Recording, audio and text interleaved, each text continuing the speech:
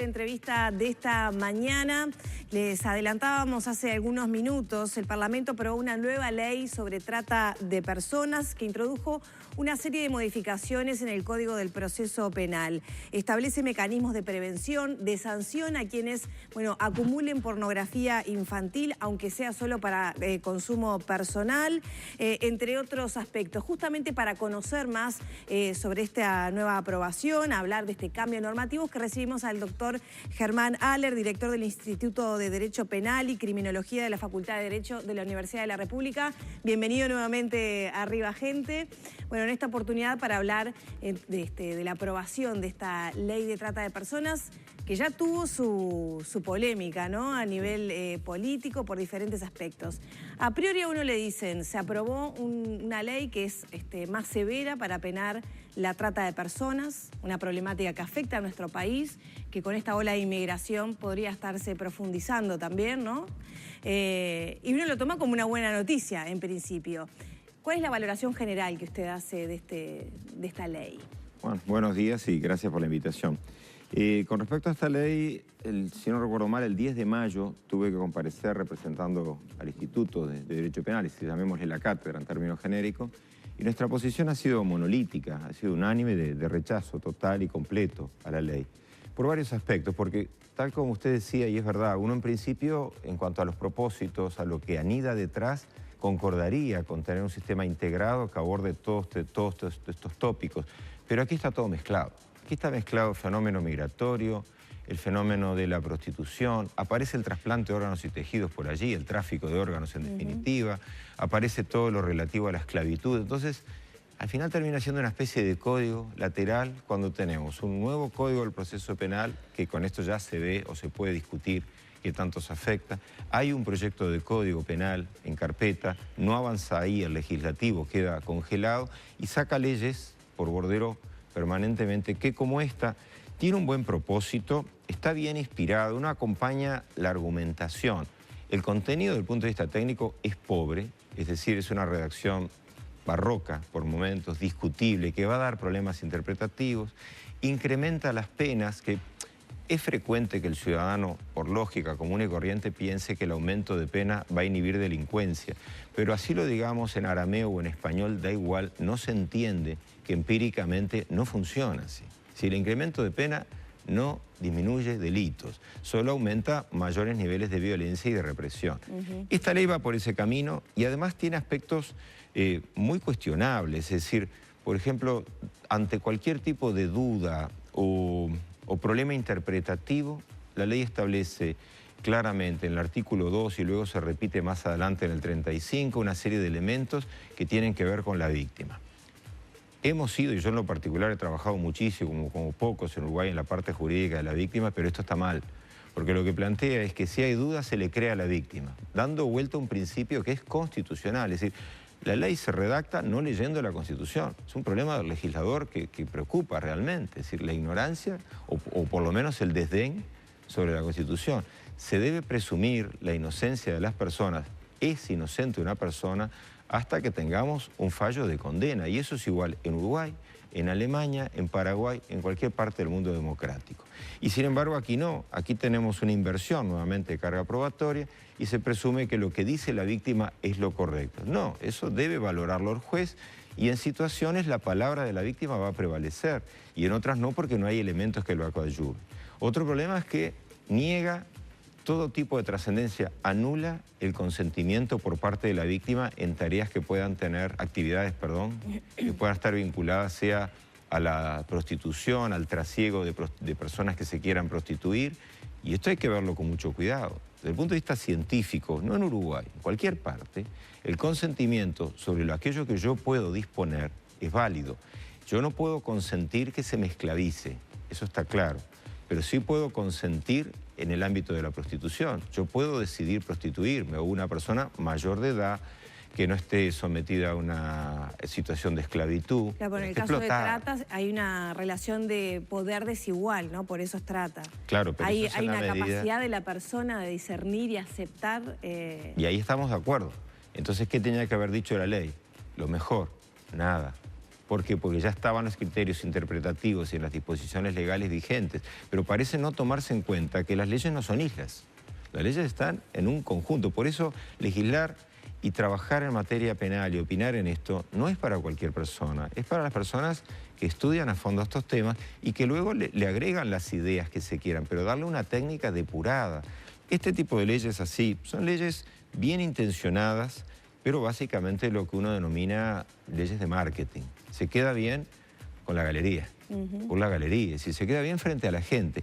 Y es verdad que están en un concierto internacional donde se van aprobando en cascada como contratos de adhesión realmente, pero Uruguay tiene su normativa propia y tiene que armonizarla. Acá se modifica el artículo 280 del Código Penal, que es sobre el trato análogo a la esclavitud y la esclavitud, y no se hace revisando adecuadamente todos los parámetros. Es decir, uno va al legislativo, les plantea todo esto, lo escuchan muy amablemente, la relación es excelente. Lo citan, ¿verdad? Para conocer su opinión. Pierdo un tiempo de mi vida que nadie me lo va a devolver.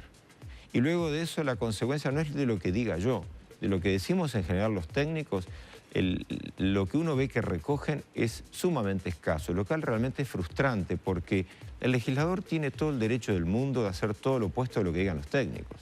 Pero llega un punto en el cual dice, mire, si nada le va a importar y lo único que quiere es cumplir un requisito, que es consultar a la cátedra, no perdamos el tiempo. Obviemos eso y cancele a los técnicos, que además van generando una suerte de imagen de que somos personajes que estamos para estorbar o molestar. No, quizás sea que sabemos de derecho. Esa puede ser una cuestión que habría que establecer, y otros no. Y entonces, si se nos pide una opinión técnica, también nos gustaría que esa opinión técnica sea valorada en esa dimensión. Acá fuimos, y de todo lo que se dijo, que uno no es propietario de la verdad, por supuesto que no, es todo opinable, pero de todo lo que dijimos, el eco fue cero, absolutamente cero, de todos los comentarios sobre aspectos sistemáticos, dogmáticos de la ley, lo técnico, porque el color político hay que reconocer que es del legislador, que es político, pero el color técnico, el legislador en materia penal, hace ya muchos años que no lo da bien el color. Se está hablando ahora, por ejemplo, de que el actual presupuesto, la actual rendición de cuentas no prevé fondos para la ley de violencia integral, ley integral de violencia doméstica, ahora sí. Esta ley también prevé la creación de un órgano, diferentes organismos que llevan presupuesto, gente que trabaje en ello. ¿Cómo ve usted que después, muy lindo armar el proyecto, pero después no funcionan más allá de lo técnico que usted mencionaba? Creo que nos estamos entendiendo muy bien. Es decir, las leyes están proponiendo, no solo esta, siempre la creación de organismos. Y uno en la primera lo cree, en la segunda duda y después de la tercera no cree más. Yo ya no creo. Si yo creo que Uruguay, si algo tiene, son organismos. Nos sobran organismos. Lo que necesitamos son trabajadores. Es decir, se crea el organismo, la comisión, con salario o sin salario, porque no todas pueden ser honorarias, pero aún así es una desviación de fuerza de trabajo, de operadores del sistema, de pseudo técnicos o técnicos, que no terminan canalizados en lo que tienen que hacer, sino en eternas comisiones. Se discute tanto, que al final es muy difícil arribar a una conclusión. Y yo creo que esta comisión potencialmente puede ser buena, pero es que ya no creo, le digo honestamente. Para no irnos llorando, un panorama algo más alentador. ¿Qué efectos puede tener que esta ley, como está, entre en vigencia y se comience a aplicar? Bueno, lo que puede implicar varios efectos que técnicamente los hemos visto y no solo en Uruguay. Los técnicos de esto sabemos, aunque la gente piense que no sabemos. Uno lleva 35 años en este asunto, alguna cosita sabrá. Y pensamos que saben, ¿no? Si por algo lo invitamos. Y hay una gran diferencia, no, ya lo sé, pero digo, y hay una gran diferencia. Uno opina, pero tiene encima 5 concursos para grados, 3 concursos en otra materia, cada concurso es algo muy bravo, se gana en oposición con distinguidos colegas. ¿Qué quiere decir? Que uno tiene un mínimo de calificación. Yo no me extraigo una muela con el veterinario, trato de ir a un odontólogo. Bueno, acá pasa un poco lo mismo, acá terminan haciendo estas cosas las personas que no son odontólogos para extraer muelas, son veterinarios. Lo positivo podría ser en parte que no se aplique, que se aplique poco, porque la ley es mala. Una, que se aplique poco. Lo otro, que el legislador tome conciencia de lo que llamamos leyes ferenda para el futuro. Legisle mejor, porque cuesta lo mismo. Legisle mejor. Si consulta a los técnicos, si decide seguir consultando a los técnicos, escúchelos. Y cuando tome una medida luego contraria a la de los técnicos, fundamentela, de algo que haga que sintamos que no hemos sido simplemente un requisito formal para tildar en una planilla. ¿Y qué podría ser favorable de la ley como contenido en sí? Bueno, el espíritu que anida de reducir las hipótesis de trata de personas, de abusos en todo sentido y lo que tiene que ver con la esclavitud y todo eso, está bien. El único problema es que es rizar el rizo, porque ya estaba todo esto legislado, teníamos normativa de este mismo siglo, teníamos normativa anterior, teníamos normativa desde 1934.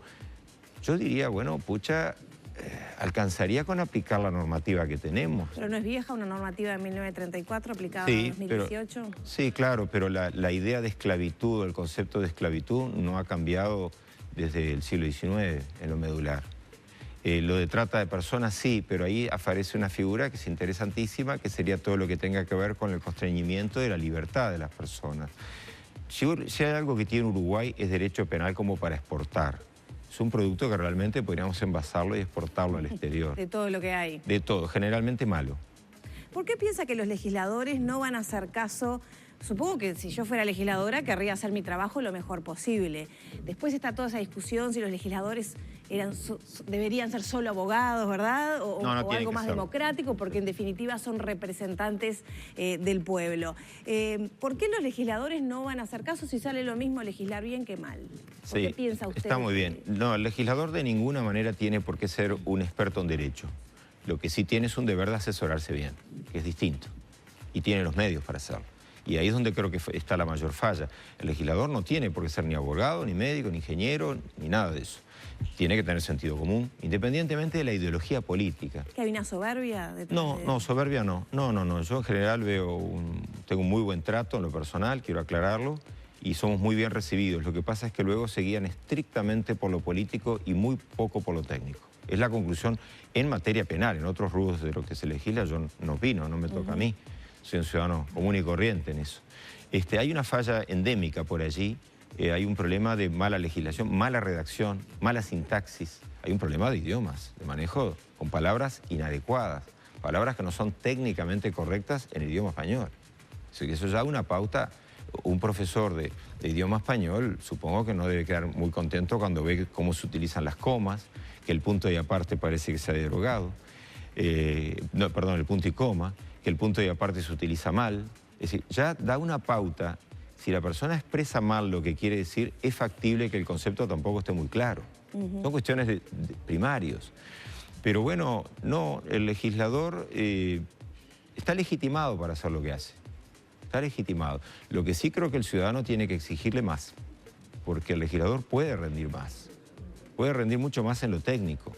Y no hacer lo que el técnico dice, pero yo diría tomarlo en cuenta, porque uno sigue yendo sistemáticamente y vemos una tras otra. Uno podría pasar un largo enunciado de leyes donde los técnicos no son tomados en cuenta y luego después además se nos critica. Luego se salen diciendo cosas tales como que vivimos en un mundo de una torre de cristal, en un ámbito etéreo y que los técnicos, bueno, son técnicos, saben de eso, estudian demasiado, están metidos en los libros. Yo mostraría los recibos de sueldo de la universidad con los que nadie vive y quedaría claro que los técnicos, nuestro Instituto de Derecho Penal, por ejemplo, tiene integrantes jueces penales, fiscales penales, abogados que ejercemos en materia penal. No solo conocemos la realidad técnica y científica, conocemos el olor de las prisiones, el hedor de las prisiones, conocemos las miserias humanas, somos abogados denunciantes, somos abogados defensores, tenemos un panóptico del problema penal que no lo tienen otros campos. ¿Quiere decir que por eso todo lo que digamos sea lo bueno o lo correcto? Por supuesto que no, pero por lo menos ameritamos un espacio en que la discusión sea de un nivel un poco más técnico, ¿no? Volviendo concretamente a esta ley, a priori también el enunciado de que se va a penar el acopio de pornografía infantil para consumo personal parece ser una buena noticia también, ¿no? Sí, parece ser una buena noticia. En buena medida eso es discutible, pero en buena medida se puede sostener. Esto está más que legislado. Lo que pasa es que a las cosas se les cambian los nombres, se baraja y se da de nuevo. Pero antes era si se probaba que tenía fin de distribución. Aquí se agrega, sí, pero aquí se agrega Es un artículo que se añade, y en ese artículo que tiene lo que llamamos verbos en cascada, es decir, da una saga importante. No recuerdo la cantidad porque la memoria mía es selectiva, las cosas que me parecen malas trato de eliminándolas, ¿no? Entonces hace una cascada larga, lo dije en la comisión del Parlamento sobre esto, de población y desarrollo, creo que se llama así. Hace una cascada de verbos nucleares, de acciones nucleares, lo que ya da la pauta, desde el punto de vista semiótico, de que el legislador no sabe bien lo que quiere decir, entonces mete todo. Cuando uno en algo tiene una idea clara, lo dice estableciendo 1 o 2 verbos nucleares, no 6, 7 u 8. Aquí se recurre a una mala técnica criticada ya desde los años 70, cuando apareció en tiempo de la dictadura el decreto de ley sobre drogas, que se utilizó la misma técnica. Toda la vida la academia ha cuestionado esto, el legislador sigue legislando igual. Y ahí aparece lo que usted bien refiere, que la idea de hacer acopio o recolección de material pornográfico, que a uno le parece repugnante además, así que en eso sí que estamos de acuerdo, que eso sea delito, pero establece una base psíquica del injusto o referencia subjetiva, que establece que tiene que tener determinada finalidad. La finalidad de utilizarlo para, sea comercializarlo o lo que fuere, y si no directamente la del consumo. Paradójicamente, en todo el resto de los verbos de las acciones nucleares descritas, en ninguna establece una base psíquica o referencia subjetiva. Eso da la pauta también de una deficiencia técnica. ¿Por qué tiene una base psíquica esa conducta y todas las demás que son de igual a más graves no la tienen? Eso ya es un problema que yo no lo puedo esclarecer porque no estoy en la mente de los que escribieron esto, que lo escribieron mal. O la base psíquica era para todo el tipo penal, o no la había para ninguno y lo llena de contenido el juez, porque la base psíquica del dolo igual tiene que estar en todas las hipótesis. Si pone aquí a la base psíquica de este dolo, ¿puedo yo interpretar mañana como juez o fiscal que en los demás sería una responsabilidad penal objetiva, que sería inconstitucional? Bueno, lo veremos en las causas penales y en el desastre que nos hacen para los operadores del sistema, y luego se quejan de que no somos eficientes trabajando en los juzgados. Con leyes así es difícil ser eficiente, ¿eh? Coincide entonces con miembros de la oposición de que este no es un buen instrumento para proteger mejor a personas posibles víctimas de trata. Sí, yo recuerdo en la comisión muy inteligentes, valiosas intervenciones de legisladores. Yo no lo veo como un tema oposición-no oposición. Cuando hablo como técnico no tengo partido político. Pero dentro del campo de los legisladores están ubicados dentro de la oposición, y yo vi muy inteligentes intervenciones del doctor Pablo Abdala, del doctor Ope Pasqué y de Gerardo Amarilla. También de gente del partido que hoy sería de gobierno, haciendo preguntas interesantes, etcétera, pero luego no tomando en consideración las respuestas. Gerardo Amarilla también dijo públicamente que esto podría generar un turismo abortivo, ¿no? Porque se habilita a extranjeras que no cumplen con los requisitos como para poder acceder a la interrupción voluntaria de su embarazo de forma legal, bueno, a las víctimas de trata que sí puedan abortar aunque no cumplan con este requisito. En eso comparto en parte, pero soy mucho más cauteloso. Yo no creo que vaya a producir, es aceptable lo que él dice, es posible, no es un disparate. Yo no concuerdo pero mezclar trata con turismo claro, en referencia a la víctima. Yo no lo utilizaría tan así. Yo creo que no tanto, porque también en otros ámbitos, con otras experiencias, lo relativo a las drogas y tantas cosas más, el turismo para eso existía antes, existe durante y existe después. Yo creo que la ley no es la herramienta que vaya a producir el factotum de turismo. ¿Que puede pasar? Sí, pero yo ese no sería tanto el punto que atacaría. Atacaría el disparate que se hace de excesos de penas, haciéndolo desproporcional con todo el resto de la nomenclatura jurídico-penal, mala técnica, muy mala. Lo que tiene que ver con el rechazo al consentimiento de la víctima, lo cual es desproteger también a la víctima, no permitirle consentir sobre ella. Me parece de una gravedad tremenda, con una pésima redacción en la que dice que no va a ser un requisito de justificación o de legitimidad, mala técnica. Tendría que haber dicho en todo caso que no era una causa de justificación. Es decir, no se domina lo básico para aprobar un examen en Facultad de Derecho. Francamente, es muy lamentable. Las personas entonces no están mejor protegidas con esta ley. Las personas van a estar protegidas si tienen buenos jueces, buenos fiscales, buenos policías. Y eso lo va a proteger mucho mejor que estas leyes malas. ¿Se precisa un nuevo proyecto? Sería bueno derogarlo, pero no lo van a hacer. Lo mínimo para hacer sería la reducción de las penas, eliminar o cambiar el tenor del artículo 2, del artículo 4, del artículo 35 y varios más, pero eso como espina dorsal. el 2, el 4, el 35 y después las penas de los delitos que se crean, habría indudablemente que modificarlas y reducir esa cascada de verbos que se modifican para el artículo 280. Eso me parece como básico mínimo. ¿Te preocupa algún otro proyecto o ley recientemente aprobada que tenga deficiencias como las que mencionó en este caso? Usted me pone como... Voy a terminar con una persona muy negativa. Me preocupan todos, porque casi todos los que vemos que están en danza, la gran mayoría tienen objeciones similares. Y preocupa que un buen proyecto de Código Penal, que hay que mejorarlo desde ya en el proyecto, quiero aclarar, pero básicamente bueno, no avanza. Avanzan estas leyes que salen como Exocet. Y porque me acuerdo, a esta me convocaron creo que un 3 o un 4 de mayo para ir el 10. Entonces, bueno, es decir, bueno, me preocupan que los buenos pocos proyectos... días de estudio. Claro, igual ya la conocía, pero digo, me preocupa que las cosas buenas que sí tenemos como proyectos, que los hay, están congelados y se mueven las otras. Y para que no parezca una cuestión político-partidaria, esos proyectos provienen incluso de los partidos de gobierno. Es decir, los técnicos no hacemos un tema gobierno-oposición. Lo que pasa es que uno queda colocado en oposición forzada porque no nos lleva, el Poder Ejecutivo no nos está trayendo buenos proyectos. El proyecto sobre ley relativa integral a todo el tema del lavado de dinero fue otra ley que es un esperpento. Es un buque fantasma que navega por los mares ahí. Y bueno, y así que estamos. A todos los ciudadanos, los que lavan y los que no. Ya para terminar, falta la promulgación. Ahí sí logramos algún suceso de reducir las responsabilidades de profesionales, reducirlas y mejorar algunas situaciones, pero nos quedaron horrores como el delito de precedente de lavado de dinero, el autolavado, esas cosas que son disparates jurídicos, pero quedan ahí. Y claro, se le vende a la gente que eso es bueno, la gente es lógico que le crea. Porque la gente no vota a los técnicos, vota a los candidatos políticos. Es difícil que la gente exija algo que no conoce. En todo caso, uno puede ver las consecuencias negativas de un mal proyecto cuando es víctima o victimario y entra en el proceso y se encuentra con las dificultades. Pero con esto se victimiza, no en el sentido penal, me refiero, en el sentido de líneas de pensamiento al ciudadano común que termina comprando que estos proyectos son buenos y que los técnicos somos los malos.